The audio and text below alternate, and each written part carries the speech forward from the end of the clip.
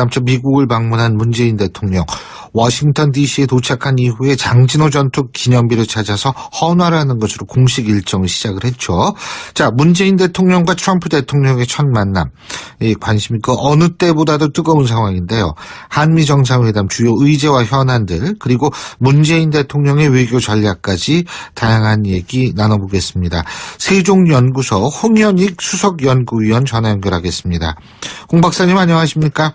네, 안녕하십니까? 예. 일단 문재인 대통령이 트럼프 대통령하고 처음으로 만나는 일정이 우리나라 시간으로는 내일 아침 정도가 되는 거죠?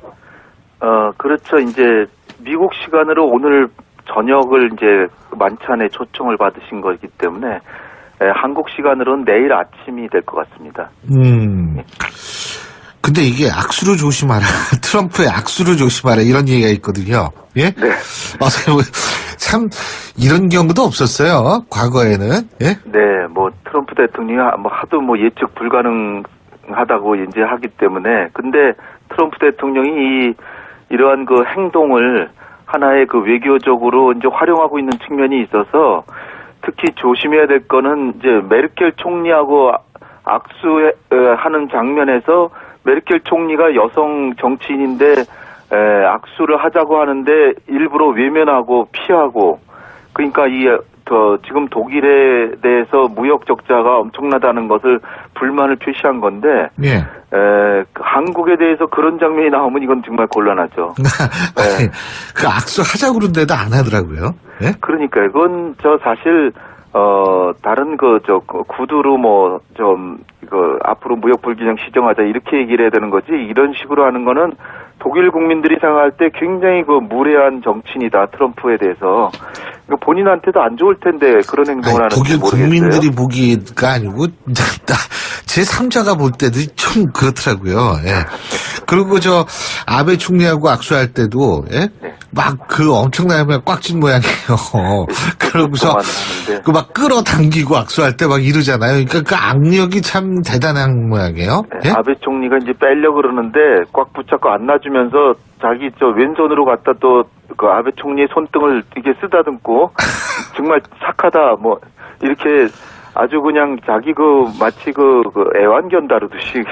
그러니까 아베 총리도 속으로는 기분 안 좋았을 거예요. 근데 겉으로는 웃고 있지만.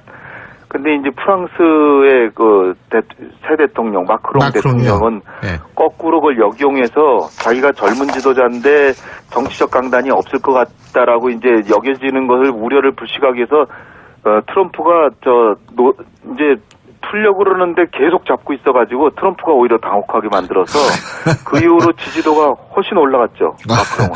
예. 참 이 악수라는 건데 사실 외교에서는 이 작은 부분 하나하나가 또 굉장히 중요한 역할을 하니까요. 네. 자, 근데 일단은 오늘 아침에 이제 알려진 바에 따르면은 백악관 측은 사드 문제는 주요 의제가 아니다, 이렇게 얘기를 한 것 같고요. 단 미국산 자동차 판매에 대한 장벽이 우리나라에 있다라는 점, 그리고 우리나라를 통해서 미국으로 과도한 양의 중국산 철강이 들어온다, 이런 측면을 지금 얘기를 하고 있거든요. 네. 한미 FTA나 관세 문제, 이게 이제 주요 의제가 되지 않을까, 그래서 이런 얘기들이 나오는데 어떻게 보십니까? 네. 사실은 한미 동맹 자체 문제, 북핵 문제, 사드 문제, 이런 게 주의지가 될 줄 알았는데, 역시 트럼프의 마음속에 있는 거는 무역 적자 해소 문제, 네. 경제적 이득을 챙기는 게 더 중요하다는 식으로 지금 오늘 일단 나왔습니다.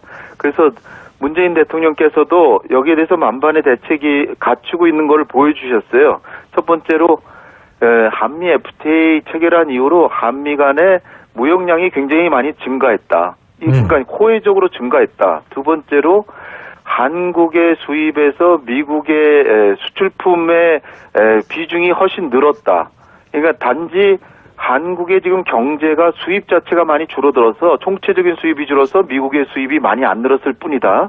그다음에 무역 상황에 있어서도 자동차나 철강에 있어서는 한국이 좀 이득을 봤다고 하면 농업 분야 같은 데는 한국이 굉장히 미국의 농산물로 인해서 농민들이 피해를 보고 있다.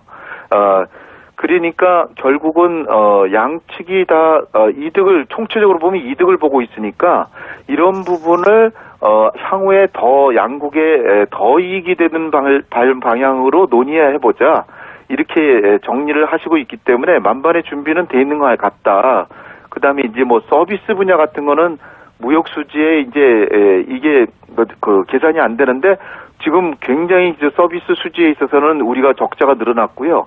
그 다음에 무기 구입을 1년에 연평균 4조 정도 이렇게 우리가 구입하는데 이것도 지금 상품 수지에는 들어가지 않습니다. 이런 거 다 종합하면 미국이 결코 손해보고 있지 않다. 이런 정책을 지금 하실 것으로 보입니다. 그런 얘기를 할 것이다, 이제. 네네. 예? 그 북핵 문제는 어떻게 보세요? 북핵 문제도 뭐 기내에서 지금 회견하셨잖아요. 아침에 나온 뉴스인데 제가 이렇게 딱 보니까 이 또다시 미국의 입장을 더 받아들이는 쪽으로 또 가셨어요. 그러니까 이전까지는 핵을 궁극적으로 포기시키려면 1단계로 동결시키고 2단계로 궁극적인 포기로 가는데 이렇게 단계적으로 가는데 1단계로 동결시키기 위해서 협상을 해야 되고 그 협상이 어떻게 나오느냐를 위해서 우리가 한미 간의 협의에서 뭔가의 인센티브를 줘야 된다 이런 식이었는데 오늘 아침에 대통령께서 기내에서 이제 그 회견하신 거 보면 일단은 북한이 동결을 해야 협상에 들어간다 이렇게 돼 있어요. 그러니까 거의 트럼프의 그 미국 새 행정부의 대북 정책 기조와 거의 유사하게 돼 있습니다. 그러니까 거의 북핵 문제는 별 이견이 없으리다 이렇게 생각이 돼요. 네. 근데 이게 북핵 문제는 아니지만 예를 들면은 지금 방위 분담금 문제 말이에요. 방위 분담금. 네. 이 미국 측은 이 방위비 분담금 재논의도 이야기될 거다 이런 얘기가 있고요. 네. 뭐 트럼프 대통령은 우리나라 기여가 너무 적다고 계속 얘기를 해오지 않았습니까? 네. 이 부분은 어떻게 보십니까? 네. 그거는 이제 그야말로 잘 준비해 가셨을 것이기 때문에 충분히 답변하실 수 있으리라고 생각하고요. 첫 번째로 방위비 분담금이 1990년 이전에는 우리가 1원도 안 내던 겁니다. 근데 한국이 경제가 이제 발전해서 우리도 조금 미국의 그 도움에 대해서 기여를 하겠다 그래서 처음으로 1991년에 생겼는데요. 그때 약 1,000억 원 정도였어요. 근데 지금 그 9,000억이 넘기 때문에 그동안에 9배가 넘을 정도로 급상승했던 겁니다. 첫 번째가 그렇고요. 그 다음에 두 번째로는 계산법에 있어서 일본 같은 경우는 그 기지 그 토지 이용료 이게 다 계산이 돼가지고 네. 엄청나게 일본이 기여를 많이 하게 돼 있는 것처럼 보이지만 한국은 1원도 그걸 계산을 안 하고 있어요. 기지 사용료를. 네. 그러니까 이 한국의 그 지금 부동산이 얼마나 올랐습니까? 그러니까 기지 사용료를 감안하면은 우리가 일본보다 더 많이 기여를 하고 77% 정도 기여하고 있어요. 일본이 70%라면. 네. 그러니까 이거 계산법의 착오다. 세 번째로는 그 무기 구입에 있어서 매년 4조 정도 구입하고 있고 그다음에 지금 평택으로 기지 이전하고 있잖아요. 그게 총액으로 볼 때 9조 정도 되는 어마어마한 금액이다. 그러면 이거 다 감안하면은 한국의 기여는 전 세계 어느 나라보다도 더 크고요. 또 GDP 대비로 그러니까 나라의 능력에 대비해서 이제 많이 생각을 하는데 이 부분에서도 일본보다 높고 독일 같은 경우보다는 뭐 한 몇 배 더 큽니다. 그러니까 더군다나 이제 문재인 대통령 하실 수 있는 말씀이 있죠. 한국의 국방비를 박근혜 정부나 이명박 정부 때보다 훨씬 더 빠른 속도로 더 증액하려고 하고 있기 때문에 이건 노무현 정부 때도 그랬죠. 그렇기 때문에 한국의 국방 기여도가 굉장히 늘어날 것이다. 그러니까 뭐 하실 말씀이 많습니다. 또 마지막으로 하나 더 한다면 전시작전 통제권 전환도 미국의 한반도에 대한 안보 부담을 줄여주기 위해서 하는 것이기 때문에 트럼프 대통령이 이것도 좋게 생각할 거라고 저는 생각합니다. 전시작전 통제권 전환도 미국 측에서 좋게 생각할 것이다. 그렇죠. 예.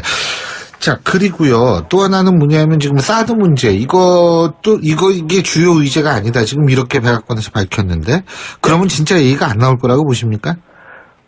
그러니까 주요 의제가 아니다 그런 얘기는 의제는 의제다라는 얘기랑 마찬가지거든요.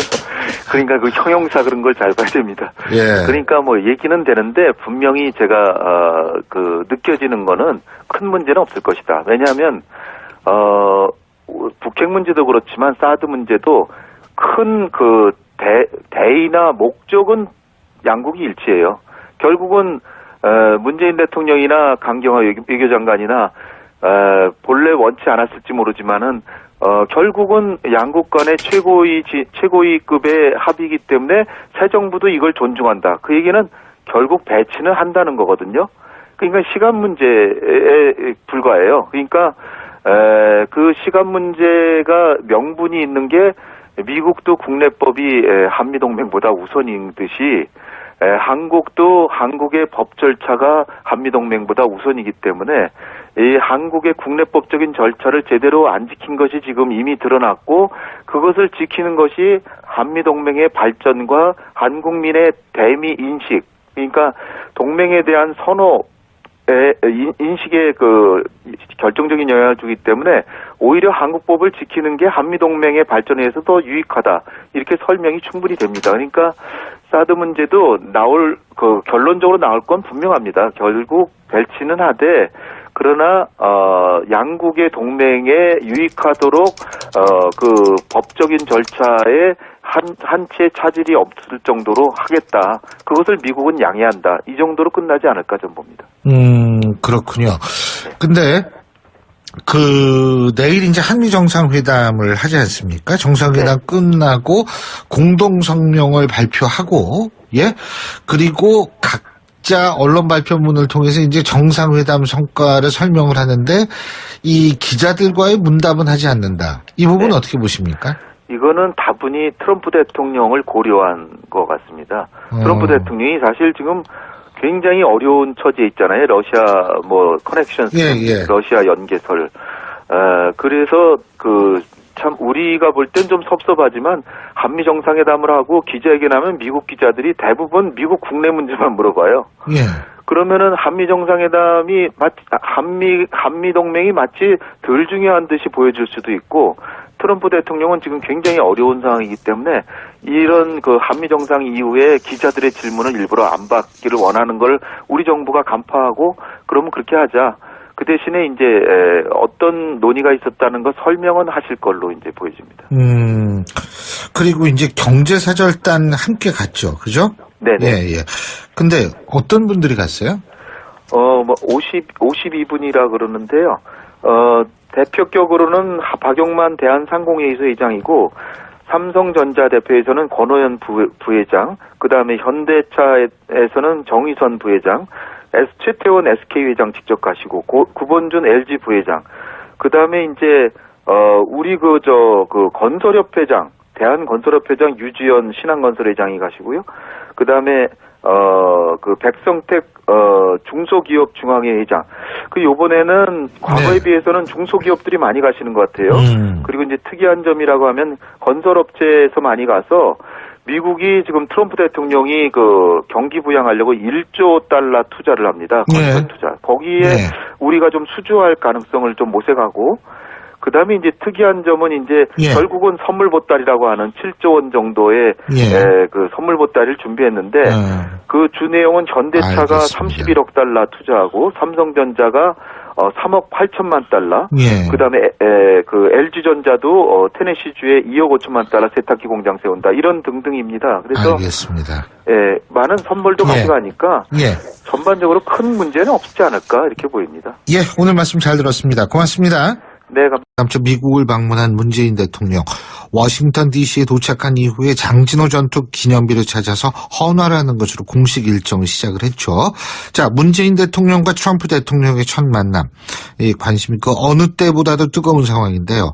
한미 정상회담 주요 의제와 현안들, 그리고 문재인 대통령의 외교 전략까지 다양한 얘기 나눠보겠습니다. 세종연구소 홍현익 수석연구위원 전화 연결하겠습니다. 홍 박사님 안녕하십니까? 네, 안녕하십니까? 일단 문재인 대통령이 트럼프 대통령하고 처음으로 만나는 일정이 우리나라 시간으로는 내일 아침 정도가 되는 거죠? 그렇죠. 이제 미국 시간으로 오늘 저녁을 이제 만찬에 초청을 받으신 거기 때문에 한국 시간으로는 내일 아침이 될 것 같습니다. 근데 이게 악수를 조심하라. 트럼프의 악수를 조심하라. 이런 얘기가 있거든요. 예? 네. 참 이런 경우도 없었어요. 근데 사실 외교에서는 이 작은 부분 하나하나가 또 굉장히 중요한 역할을 하니까요. 네. 자, 근데 일단은 오늘 아침에 이제 알려진 바에 따르면은 백악관 측은 사드 문제는 주요 의제가 아니다. 이렇게 얘기를 한 것 같고요. 단 미국산 자동차 판매에 대한 장벽이 우리나라에 있다라는 점, 그리고 우리나라를 통해서 미국으로 과도한 양의 중국산 철강이 들어온다, 이런 측면을 지금 얘기를 하고 있거든요. 네. 한미 FTA나 관세 문제, 이게 이제 주요 의제가 되지 않을까. 그래서 이런 얘기들이 나오는데 어떻게 보십니까? 네. 사실은 한미 동맹 자체 문제, 북핵 문제, 사드 문제, 이런 게 주의지가 될 줄 알았는데, 역시 트럼프의 마음속에 있는 거는 그 무역 적자 해소 문제, 네. 경제적 이득을 챙기는 게 더 중요하다는 식으로 지금 오늘 일단 나왔습니다.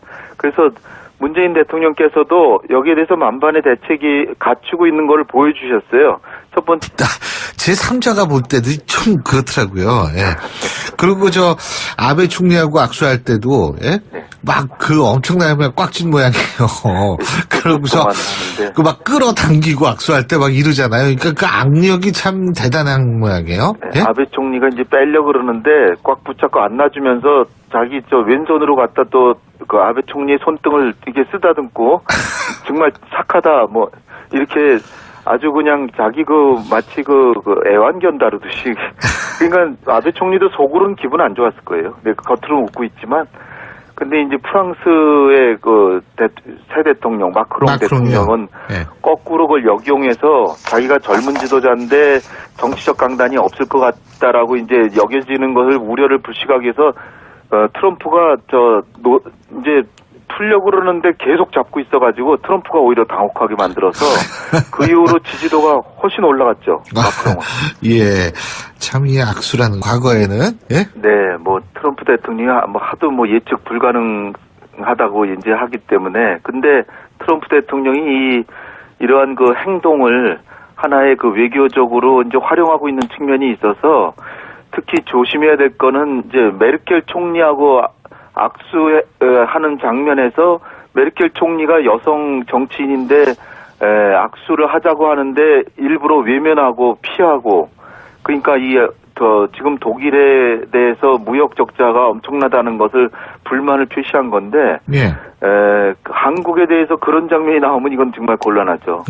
아니, 그 악수 하자고 그러는데도 안 하더라고요. 예? 그러니까 이건 사실 다른 구두로 앞으로 무역 불균형 시정하자 이렇게 얘기를 해야 되는 거지, 이런 식으로 하는 거는 독일 국민들이 생각할 때 굉장히 무례한 정치인이다, 트럼프에 대해서.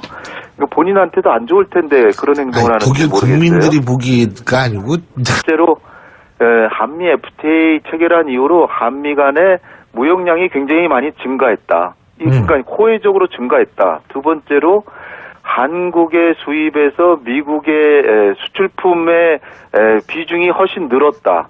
그러니까 단지 한국의 지금 경제가 수입 자체가 많이 줄어들어서 총체적인 수입이 줄어서 미국의 수입이 많이 안 늘었을 뿐이다. 그다음에 무역 상황에 있어서도 자동차나 철강에 있어서는 한국이 좀 이득을 봤다고 하면 농업 분야 같은 데는 한국이 굉장히 미국의 농산물로 인해서 농민들이 피해를 보고 있다. 그러니까 결국은 양측이 다 이득을, 총체적으로 보면 이득을 보고 있으니까 이런 부분을 향후에 더 양국에 더 이익이 되는 방향으로 논의해보자, 이렇게 정리를 하시고 있기 때문에 만반의 준비는 돼 있는 것 같다. 그다음에 이제 서비스 분야 같은 거는 무역 수지에 이제 이게 계산이 안